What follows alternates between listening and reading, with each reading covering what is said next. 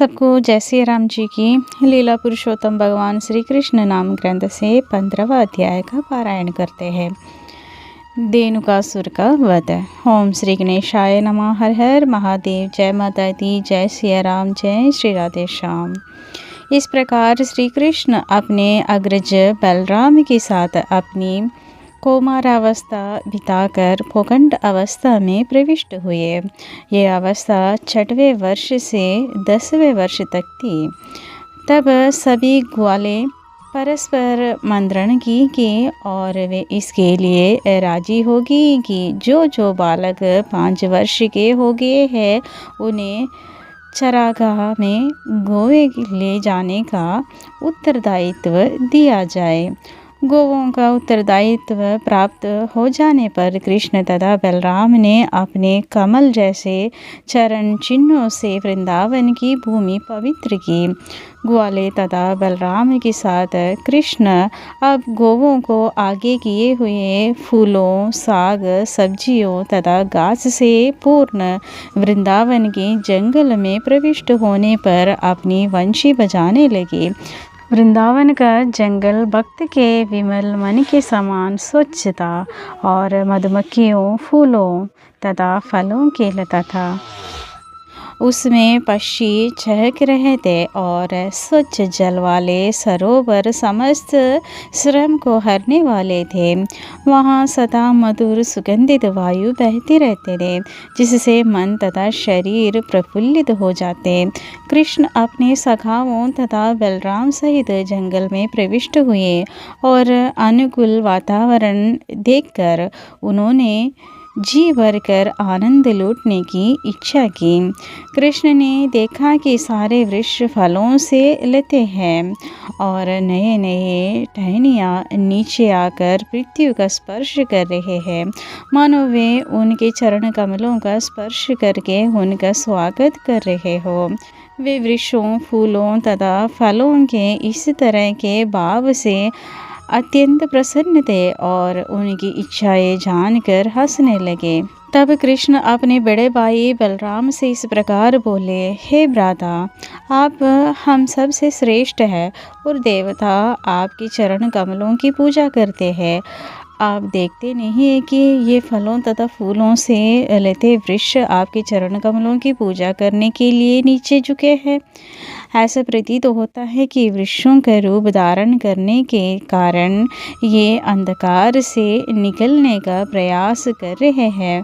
वस्तुतः वृंदावन की भूमि में उत्पन्न वृक्ष सामान्य जीव नहीं है। अपने पूर्व जन्मों में निर्गुण दृष्टिकोण रखने के कारण इन्हें इस जड़ जीवन में रहना पड़ रहा है, किंतु अब इन्हें वृंदावन में आपके दर्शन का अवसर प्राप्त हुआ है और अब वे आपके सानिध्य के द्वारा आध्यात्मिक जीवन में आगे बढ़ने के लिए प्रार्थना कर रहे हैं। सामान्यतया तमोगुणी जीव वृक्ष का शरीर ग्रहण करते हैं। निर्विशेषवादी चिंतक उसी तमस अंधकार में रहते हैं, किंतु आपकी उपस्थिति का पूरा लाभ उठाकर वे उसे समूल नष्ट कर देते हैं। मेरे विचार से जो भोरे आपके चारों ओर गुनगुना रहे हैं वे पूर्व जन्म में आपके भक्त रहे होंगे। वे आपका साथ नहीं छोड़ना चाहते, क्योंकि आपसे बेहतर तथा अधिक वत्सल स्वामी और कौन हो सकता है। आप परम तथा आदि भगवान हैं और ये भोरे हर्षण गुनगुना कर आपके यश को फैलाने का प्रयत्न कर रहे हैं। मेरे विचार से इनमें से कुछ अवश्य ही महान ऋषि तथा आपके भक्त होंगे और उन्होंने भोरों के रूप में अपना वेश छुपा रहा है, क्योंकि वे एक क्षण भी आपका साथ छोड़ने को तैयार नहीं है। हे भ्राता, आप परम पूज्य ईश्वर हैं। जरा देखो तो किस तरह ये मोर आनंद विभोर होकर आपके समक्ष नाच रहे हैं। सारे मृग जिनका आचरण गोपियों के समान है आपका उसी प्रेम के साथ स्वागत कर रहे हैं और इस जंगल में रहने वाली कोयले आपका अत्यंत हर्ष तथा मधुर ध्वनि के साथ स्वागत कर रहे हैं, क्योंकि वे सोचती है कि उनके घरों में आपका प्राकट्य अत्यंत मंगलकारी है। यद्यपि वे सब पशु तथा वृक्ष है, तो भी ये वृंदावनवासी आपका गुणगान कर रहे हैं। वे आपका स्वागत अपने सामर्थ्य पर करने को तैयार है। जिस प्रकार महात्मगण अपने घर पर अन्य महापुरुष का स्वागत करते हैं, जहाँ तक यहाँ की भूमि का प्रश्न है, वह अत्यंत पवित्र तथा भाग्यशाली है, क्योंकि इसके शरीर पर आपके चरण कमलों के पद चिन्ह बने हुए हैं। इन वृंदावन वासियों के लिए स्वाभाविक ही है कि आप जैसे महापुरुष का इस प्रकार स्वागत करें। जड़ी बूटियाँ, लताएँ तथा वृक्ष भी आपके पद्मों का स्पर्श पाकर धन्य है, और ये छोटे छोटे पौधे अपनी टहनियों से आपकी उंगलियों के नख द्वारा छुए जाने के कारण कृतकृत्य हो गए हैं। पर्वत तथा नदियाँ भी अपने को धन्य मानते हैं, क्योंकि आप उनकी ओर देख रहे हैं। इन सबसे ऊपर ये ब्रजांगनाएँ या गोपियाँ हैं, जिनके सौंदर्य से मोहित होकर आप अपनी विशाल भुजाओं से उनका आलिंगन करते हैं। इस प्रकार कृष्ण तथा बलराम दोनों ही यमुना तट पर अपने बछड़े तथा गौओं को चराते हुए व्रजवासियों को पूर्ण रूपेण आनंदित करने लगे। कुछ स्थानों में कृष्ण तथा बलराम के साथ उनके सगा भी होते। ये बालक गाते, बोरों के गुनगुन की नकल उतारते और पुष्पहारों से विभूषित कृष्ण तथा बलराम के साथ साथ चलते। घूमते हुए ये बालक कभी कभी सरोवरों में तैरते, हंसों की बोलियाँ बोलते, या जब वे किसी मोर को नाचते देखते तो वे कृष्ण की समक्ष उसका अनुकरण करते। कृष्ण भी अपनी गर्दन हिलाते और नाचने का स्वांग भरते हुए अपने मित्रों को हंसा देते। कृष्ण जिन गौओं को चराते थे, उनके अलग अलग नाम थे, और वे उन्हें दुलारवश पुकारते।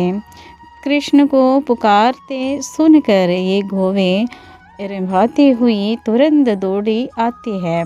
ग्वाल बाल इस आदान प्रदान भरपेट मजा लेते हैं। वे विभिन्न प्रकार के पक्षियों की ध्वनि तरंगों का अनुकरण करते, जिनमें से चकोर, मोर, कोयल तथा भारद्वाज प्रमुख थे।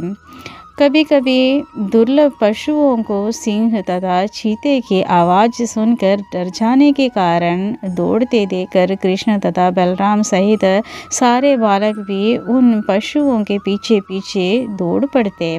जब वे कुछ थक जाते तो बैठ जाते, और बलराम कुछ आराम करने के लिए अपना सिर किसी बालक की गोद में रख देते, और कृष्ण तुरंत आ जाते और बलराम के पाँव दबाने लगते। और कभी कभी ताड़ का पंख लेकर बलराम के ऊपर जलते, जिससे सुखद हवा निकलने पर उन्हें थकान से कुछ राहत मिलते। कभी कभी बलराम के विश्राम करते समय बालक नाचते या गाते, और कभी कभी वे आपस में कुश्ती लड़ते या फिर कूदते फांदते। जब बालक इस प्रकार व्यस्त होते तो कृष्ण भी उनके साथ हो लेते और उनके हाथ पकड़कर उनकी संगीत का लाभ उठाते या उनके कार्यों की प्रशंसा करके हंसते। जब कृष्ण थक जाते तो वे किसी बड़े वृक्ष के नीचे या किसी ग्वालबाल की गोद को तकिया बनाकर लेट जाते। तब कुछ बालक आकर उनकी पाँव दबाते और कुछ पत्तियों से बनाए गए पंखे से हवा जलते। कुछ अधिक प्रतिभाशाली बालक उन्हें प्रसन्न करने के लिए मीठी तान में गाना गाते। इस तरह शीघ्र ही उनकी थकान दूर हो जाती।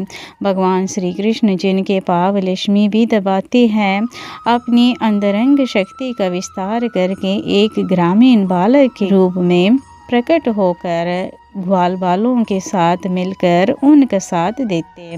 किंतु एक ग्रामीण बालक की भांति प्रकट होने के बावजूद ऐसे अवसर आते रहते जब वे अपने को श्री भगवान सिद्ध कर देते।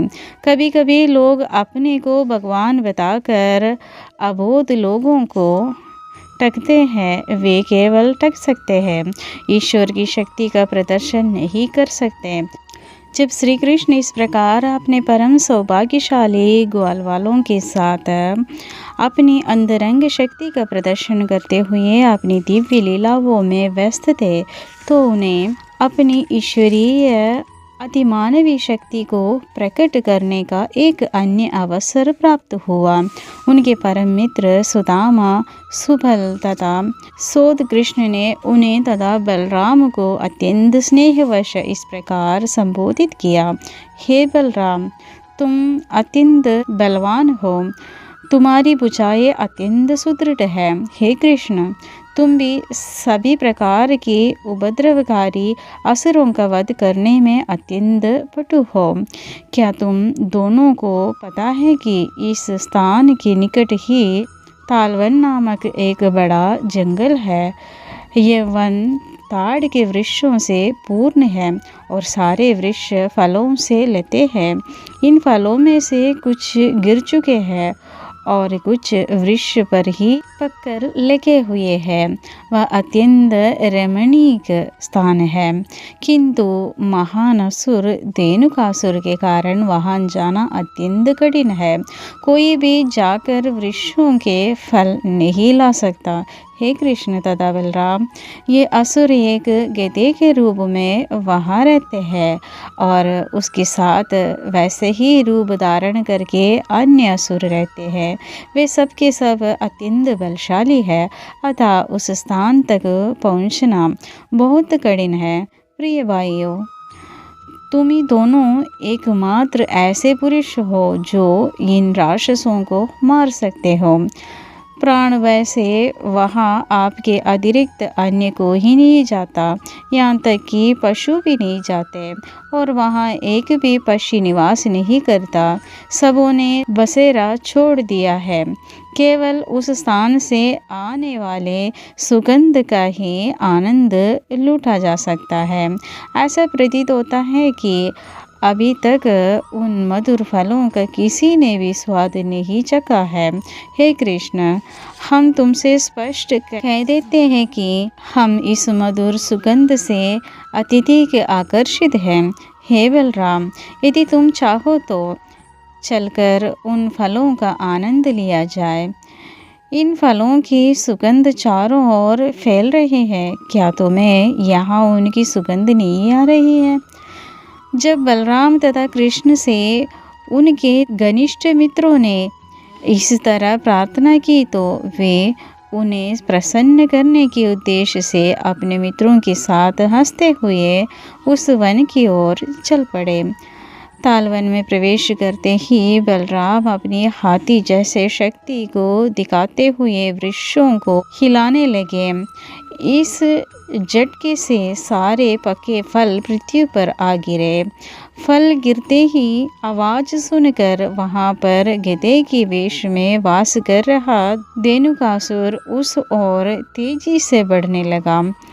इससे सारी धरती और सारे वृक्ष हिलने लगे, मानो भूकंप आ गया हो। सर्वप्रथम यह असुर बलराम के समक्ष प्रकट हुआ और उनकी छाती पर अपनी पिछली टांगों से दुलती मारी। बलराम पहले कुछ नहीं बोले, किंतु वह असुर पुनः अधिक बलपूर्वक तेजी से दुलती मारने लगा। इस बार बलराम ने तुरंत ही अपने एक हाथ से उस गधे के पैर पकड़कर उसे चारों ओर घुमाकर वृक्ष की चोटी पर फेंक दिया। जब बलराम उसे घुमा रहे थे, तभी असुर के प्राण निकल गए। बलराम ने उसे सबसे ऊंचे ताड़ वृक्ष के ऊपर फेंका। इस असुर का शरीर इतने भारी था कि वह वृक्ष टूटकर अन्य वृक्षों पर गिरा, जिससे अन्य अनेक वृक्ष धराशायी हो गए। ऐसा प्रतीत हुआ मानो इस वन में भारी अंधड़ आया हो और सारे वृक्ष एक एक करके गिर रहे हो। इस तरह के असामान्य बल का प्रदर्शन विस्मयकारी नहीं है, क्योंकि बलराम अनंत शेषनाग के रूप में श्री भगवान है, जो अपने सहस्रों फणों पर समस्त लोकों को धारण किए हैं। यह संपूर्ण विराट जगत उनके द्वारा उसी प्रकार पालित है जिस प्रकार ताना बाना कपड़े की बनाई को धारण किए रहते हैं। जब ये असुर वृक्षों के ऊपर फेंक दिया गया तो धेनुकासुर के सारे मित्र तथा सहयोगी एकत्र हो गए और उन्होंने अत्यंत वेग से बलराम तथा कृष्ण पर आक्रमण कर दिया। वे अपने मित्र की मृत्यु का प्रतिशोध लेने पर तुले थे, किंतु कृष्ण तथा बलराम हर गधे की पिछली टांग पकड़कर उसी प्रकार चारों ओर घुमा देते हैं। इस प्रकार उन सबों को मारकर वृक्षों के ऊपर फेंक दिया। गधों के शवों के कारण अत्यंत अद्भुत दृश्य हो गया। ऐसे ही प्रतीत हो रहा था मानो विविध रंगों के बादल वृक्षों के ऊपर एकत्र हो रहा हो। इस महान घटना को सुनकर देवतागण स्वर्गलोक से कृष्ण तथा बलराम पर पुष्पों के वर्षा करने लगे और धुंदुबिया बजाकर स्तुतियाँ करने लगे। धेनुकासुर के वध के कुछ दिनों बाद लोग तालवन जाकर फल एकत्रित करने लगे और पशु भी निर्भय हो वहाँ उगी सुंदर घास चरने के लिए आने लगे। कृष्ण तथा बलराम के इन दिव्य कार्यों तथा लीलाओं को मात्र सुनकर या उनका कीर्तन करके मनुष्य पुण्य अर्जित कर सकते हैं। जब कृष्ण बलराम तथा उनके साथियों ने वृंदावन ग्रामों में प्रवेश किया तो उन्हें बांसुरी बजाई और बालकों ने वन में उनके असाधारण कार्यों की प्रशंसा की। उनके मुखमंडल तिलक से सुशोभित थे और गोवों की चरण रज से दूषित थे। कृष्ण के सिर पर मोर पंख शोभायमान थे। बलराम तथा कृष्ण दोनों ने वंशी बजाई और तरुण गोपियाँ कृष्ण को घर लौटते देखकर लालायित हो उठी। वे कृष्ण की अनुपस्थिति के कारण अत्यंत खिन्न रहते थे। सारे दिन वन में रहते या चरागाह में गौओं चराते कृष्ण का वे चिंतन करते रहते।